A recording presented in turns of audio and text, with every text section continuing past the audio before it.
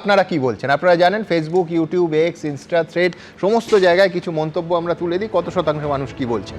কয়লা চুরি, চাকরি চুরির পর এবার মাটি চুরির মামলা। তদন্তের ফাঁসে কি ক্রমশ জড়িয়ে যাচ্ছেন অভিষেক বন্দ্যোপাধ্যায়? 89% লোক মনে করছেন হ্যাঁ জড়িয়ে যাচ্ছেন, 10% লোক তা মানতে চাননি, 1% লোক বলতে চাননি।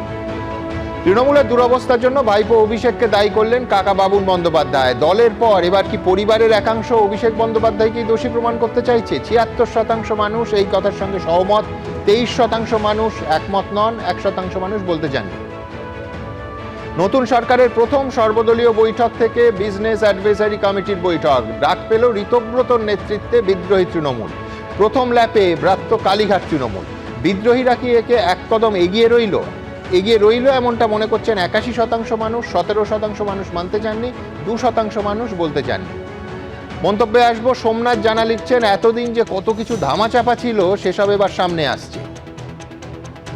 গৌরব কুণ্ডু লিখছেন শুধু অনন্ত ডাকাডাকি যেন না চলে, তদন্তগুলো যেন শেষ হয় সেটাও দেখতে হবে।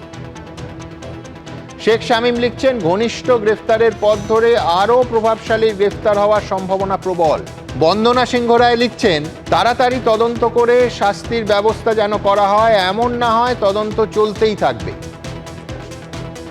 অমর ধর লিখছেন চুনোপুটিরাই গ্রেফতার হচ্ছে, রাঘব বোয়ালটি এবিপি আনন্দ এগিয়ে থাকে, এগিয়ে রাখে।